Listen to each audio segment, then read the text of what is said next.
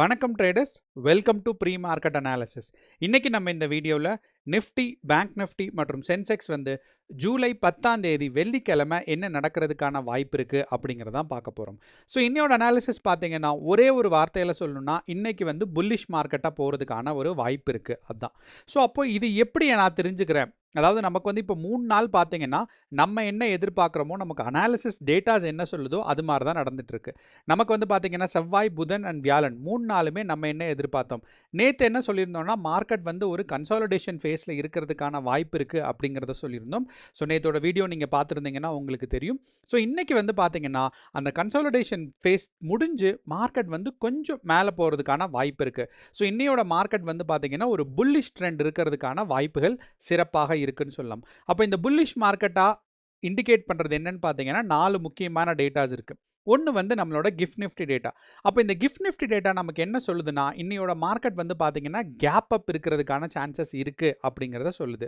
So நேத்தோட market பார்த்தீங்கன்னா நமக்கு ஒரு ஸ்ட்ராங்கான கேப் அப் இல்லை, ரொம்ப கம்மியான கேப் அப்பில் தான் இருந்துச்சு. ஆனால் இன்னையோட மார்க்கெட் பார்த்தீங்கன்னா நமக்கு வந்து ஒரு ஸ்ட்ராங்கான ஒரு கேப் அப் இருக்கிறதுக்கான வாய்ப்பு இருக்குது அப்படிங்கிறதான் சொல்லுது. அண்ட் இரண்டாவது விஷயம் பார்த்தீங்கன்னா நமக்கு இந்தியா விக்ஸ் டேட்டா. இந்த இந்தியா விக்ஸ்னா இந்தியா வாலடைலிட்டி இண்டெக்ஸ். அப்போ இந்த இந்தியா விக்ஸ் வந்து பார்த்தீங்கன்னா லோவஸ்ட் லெவலில் இருக்குது அப்படின்னா வாலடைலிட்டினா எவ்வளோ வேகமாக அக்ரெசிவாக ஒரு ஸ்டாக் வந்து விற்கப்படுது, ஒரு ஸ்டாக் வந்து வாங்கப்படுது. ஆப்ஷன்ஸாக இருந்தாலும் சரி, இல்லைனா இன்ட்ராடே ஸ்டாக்ஸாக இருந்தாலும் சரி, லாங் டைம் ஸ்டாக்காக இருந்தாலும் சரி, இந்த ஹோல் நமக்குள்ள இருக்க ஸ்டாக் எக்ஸ்சேஞ்சோட வாலடைலிட்டி தான் இது பார்க்குது. அப்போ இந்த இந்தியா விக்ஸ் டேட்டா நமக்கு என்னத்தை குறி கொடுக்குது அப்படின்னு பார்த்தீங்கன்னா நமக்கு வந்து இந்தியாவில் இந்தியன் ஸ்டாக்ஸ் வந்து எவ்வளவு அக்ரெசிவாக பையிங் அண்ட் செல்லிங் இருக்குது அப்படின்னு.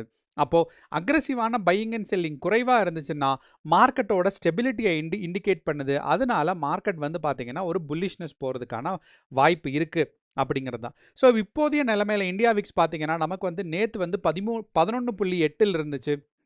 இப்போ கொஞ்சம் மேலே வந்து பார்த்தீங்கன்னா 13 புள்ளியில் இருக்குது. அப்போ இந்த 13 அப்படிங்கிறது 2 பக்கமும் போகிறதுக்கான வாய்ப்பு இருக்குன்னு அர்த்தம். அப்போது இந்தியா விக்ஸ் வந்து கீழே போனால் தான் நமக்கு வந்து மார்க்கெட் மேலே போகும். அப்போது நமக்கு வந்து 2 நாளைக்கு முன்னாடி பார்த்தீங்கன்னா 11 லெவலில் இருந்தனால 11.7 11.5 அப்படிங்கிற லெவலில் இருந்தனால அது one of the lowest India VIX. அப்போ அங்கேருந்து கீழே போகிறதுக்கான வாய்ப்புகள் ரொம்பவே கம்மி. அப்போ இந்தியா விக்ஸ் என்ன ஆயிருக்குன்னு பார்த்தீங்கன்னா 11.5லிருந்து கொஞ்சம் கொஞ்சமாக 13.3க்கு வந்திருக்கு. அப்போ இந்த 13.3லேருந்து கீழே போகிறதுக்கான வாய்ப்பு இருக்குது. அப்போ இந்தியா விக்ஸ் கீழே போச்சுன்னா நிஃப்டி வந்து மேலே போகும். ஸோ இந்த ஒரு காரணத்தினால இன்னைக்கு வந்து கிஃப்ட் நிஃப்டி டேட்டாவில் ஸ்ட்ராங்கான ஒரு கேப் அப் இருக்குது. இதை சப்போர்ட் பண்ணுற மாதிரி இந்தியா விக்ஸ் வந்து 13ல் இருக்கிறனால அங்கிருந்து கீழே இறங்கி 11க்கு வர்றதுக்கான வாய்ப்பு இருக்குது. இது ரெண்டுமே போதுமான அளவு நமக்கு டேட்டா தான் இன்னையோட மார்க்கெட் வந்து பார்த்தீங்கன்னா பாசிட்டிவாக இருக்கிறதுக்கான வாய்ப்புன்னு. மூணாவது பார்த்தீங்கன்னா நம்மளோட எஃப்ஐஐ அண்ட் டிஐஏஸ் டேட்டா. அப்போ இந்த எஃப்ஐஐ அண்ட் டிஐஏயோட இண்டெக்ஸ்ட் ஆப்ஷன்ஸில் அவங்களோட பொசிஷன் எப்படி இருக்குன்னா நேத்தோட டேயோட முடிவில் பார்த்தீங்கன்னா அவங்க வந்து மார்க்கெட் வந்து நெட் புல்லிஷாக இருக்காங்க. அதுக்கு முந்தைய நாள் பார்த்தீங்கன்னா நெட் பியரிஷாக இருந்தாங்க. நேத்தோட மார்க்கெட்டோட முடிவில் வியாழக்கிழமையோட முடிவில் அவங்க நெட் புல்லிஷாக இருக்காங்க. அண்ட் ஸோ அப்போ இந்த நெட் புல்லிஷாக இருக்கிறது வந்து வால்யூம் ரொம்ப எக்ஸ்ட்ராடினரியாக இல்லைனாலும் கொஞ்சம் வால்யூம் இருக்குது. ஒரு 2300 2500 அந்த ரேஞ்சில் வால்யூம் இருக்கிறனால நமக்கு வந்து மார்க்கெட் ஒரு ஸ்ட்ராங்கான ஒரு புல்லிஷ்னஸ் போகாமல் ஒரு சின்ன ஒரு புல்லிஷ்னஸ் போகிறதுக்கான வாய்ப்பு இருக்குது. அப்போ இன்னையோட மார்க்கெட் வந்து பாசிட்டிவ். கடைசியாக பார்த்தீங்கன்னா ஓஏ டேட்டா. இந்த ஓஏ டேட்டாங்கிறது ஓப்பன் இன்ட்ரெஸ்ட் டேட்டா. அப்போ இந்த ஓப்பன் இன்ட்ரெஸ்ட் டேட்டாவில் நமக்கு என்ன தெரியுதுன்னா கால் ஆப்ஷன் சைடு வந்து நேற்று நமக்கு ஸ்ட்ராங்கான வால்யூம்ஸ் இருந்துச்சு. இப்போ அதெல்லாமே குறைஞ்சு நேற்றோட வீடியோவில் நீங்கள் பார்த்துருந்தீங்கன்னா தெரியும் கால் ஆப்ஷனோட வால்யூம் வந்து ரொம்ப அதிகமாக இருந்துச்சு. ஸோ இப்போ இன்றைக்கி வந்து பார்த்தீங்கன்னா அந்த வால்யூம் எல்லாம் கீழே குறைஞ்சு வந்திருக்கு. புட் ஆப்ஷன் வால்யூம் கொஞ்சம் இன்க்ரீஸ் ஆயிருக்கு. அப்போது கால் ஆப்ஷன் சைடு வால்யூம் குறையுதுன்னா என்ன அர்த்தம்னா மார்க்கெட்டில் ஆப்ஷன் செல்லர்ஸ் என்ன நினைக்கிறாங்கன்னா மார்க்கெட் பாசிட்டிவாக போகிறதுக்கான வாய்ப்புகள் இருக்குது. அதனால அவங்க வந்து ஏற்கனவே செல் பண்ணியிருந்த கால் ஆப்ஷன்ஸ் எல்லாம் இது பண்ணுறாங்க. அண்ட் புல்லிஷ்னஸ் போகிறதுக்கான வாய்ப்பு இருக்குன்னு சொல்கிறது என்னென்னா ஸ்லைட் இன்க்ரீஸ் ஆஃப் கொஞ்சம் வந்து நமக்கு பார்த்தீங்கன்னா புட் ஆப்ஷனோட வால்யூம் வந்து இன்க்ரீஸ் ஆகிருக்கு. ஸோ அப்போ இந்த 4 டேட்டாவும் சேர்த்து நமக்கு பார்க்கும்போது தான் மார்க்கெட் வந்து பாசிட்டிவாக இருக்குங்கிறதுக்கு. சப்போஸ் உங்களுக்கு வந்து சார்ட் பார்க்கணுன்னா வாங்க நம்ம டீட்டெயிலாக டிஸ்கஸ் பண்ணுவோம். ஸோ நான் முன்னாடியே சொன்ன மாதிரி நான் வந்து இந்த வீடியோ வந்து கொஞ்சம் ஷார்ட்டாக தான் இருக்கும். ஏன்னா நம்ம வந்து எக்ஸ்ப்ளனேஷன் டீட்டெயிலாக கொடுத்துட்டோம். இது வந்து சார்ட்டை பார்த்து அண்டர்ஸ்டாண்ட் பண்ணணும்னு எக்ஸ்பெக்ட் பண்ணுறவங்களுக்கு இந்த எக்ஸ்ப்ளனேஷன். ஓகே, ஃபஸ்ட்டு வந்து நம்ம கிஃப்ட் நிஃப்டி டேட்டாவில் எப்படி கேப் அப் கண்டுபிடிக்கிறது அப்படின்னா நேற்று நமக்கு கிஃப்ட் நிஃப்டி வந்து நிஃப்டி 50 ஓப்பன் ஆனதுக்கப்புறம் அது கூடயே ஒர்க் பண்ணும். அதுக்கப்புறம் நிஃப்டி 50 க்ளோஸ் ஆனதுக்கப்புறம் பார்த்தீங்கன்னா இண்டிபெண்ட்டாக வேலை செய்யும்.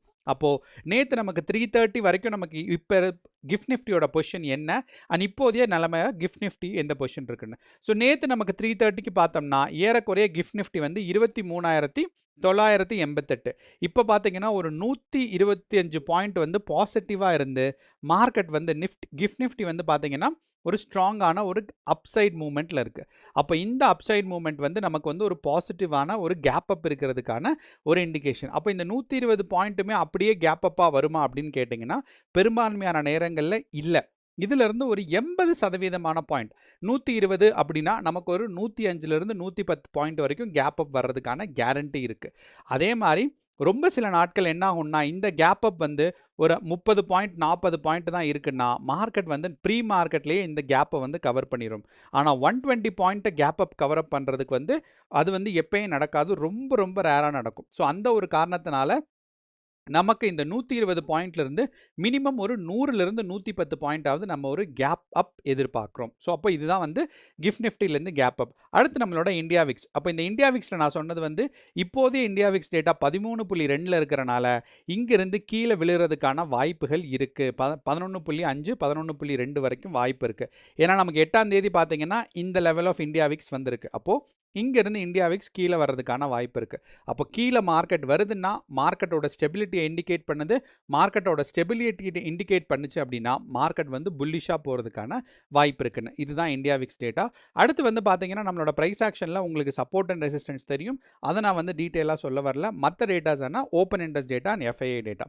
இந்த எஃப்ஐஐ டேட்டாவில் நான் சொன்னது இதுதான். நேத்தோட எண்ட் ஆஃப் த டேயில் பார்த்தீங்கன்னா அவங்க வந்து நெட்டு 26,000, நான் வந்து 2,500ன்னு சொன்னேன்னு நினைக்கிறேன். ஸோ நெட்டு 26,000 குவான்டிட்டிஸ் இருந்திருக்காங்க. ஆனால் அதுக்கு முந்தின நாள் பார்த்தீங்கன்னா 90,000 குவான்டிட்டி 94,000 குவான்டிட்டி, சாரி கன்ஃபியூஸ் ஆயிடுச்சு.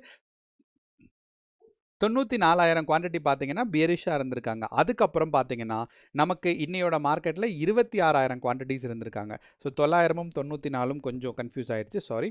ஓகே, அப்போது நமக்கு வந்து நேற்று இருந்த எவ்வளோ வால்யூம் எக்ஸ்ட்ரான்னு பாருங்கள். இங்கே வந்து 25,000ன்னு வச்சுக்கலாம் நம்ம ஒரு ஆவரேஜாக. இங்கே வந்து 1,00,000 குவான்டிட்டிஸ். ஸோ அதிலிருந்து 25% தான், 1ல் 4 பங்கு தான் பார்த்தீங்கன்னா இன்றைக்கி வந்து மார்க்கெட் வந்து பியரிஷாக போகும் அப்படிங்கிற எக்ஸ்பெக்டேஷன்ஸ் இருக்குது. அப்படிங்கிறனால மார்க்கெட் இன்றைக்கி ஒரு பாசிட்டிவ் கன்சாலிடேஷன் ஆகிறதுக்கான வாய்ப்புகள் கொஞ்சம் அதிகமாக இருக்குது. ஸோ பாசிட்டிவ் கன்சாலிடேஷன்னா என்னென்னா இருக்கிற பொசிஷன்லேருந்து கொஞ்சம் மேலே போகும், ஆனால் ஆல்மோஸ்ட் லைக் ஒரு சைட்வேஸ் மார்க்கெட் மாதிரி தான் இருக்கும். ஸோ அப்படிங்கிறனால இதுதான் நமக்கு தெரிஞ்சுக்க வேண்டியது. கடைசியாக பார்த்தீங்கன்னா நம்மளோட open interest data.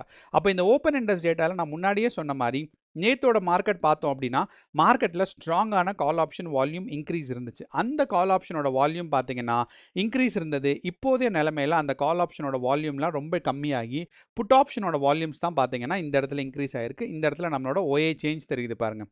So put option at the மணிலேருந்து புட் ஆப்ஷன் சைடு வால்யூம் வந்து இன்க்ரீஸ் ஆகிறது தெரியுது.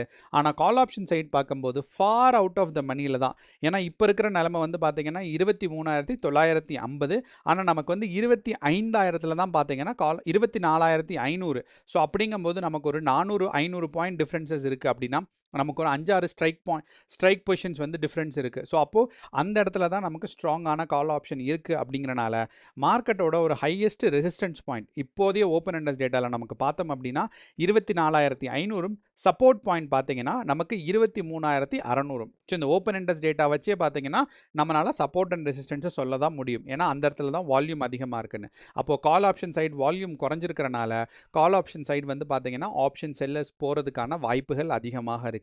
ஸோ டோட்டலாக பார்த்தோம் அப்படின்னா இன்னையோட மார்க்கெட் ஒரு பாசிட்டிவாக இருக்கிறதுக்கான சான்சஸ் இருக்குது. ஆனால் ஒரு ஸ்ட்ராங்கான பாசிட்டிவாக இருக்குமா அப்படிங்கிறது வந்து நமக்கு ஃபஸ்ட்டு ஹாஃப் அன் ஹவரில் தான் தெரிய வரும். ஏன்னா கேப் அப் நடக்கும்.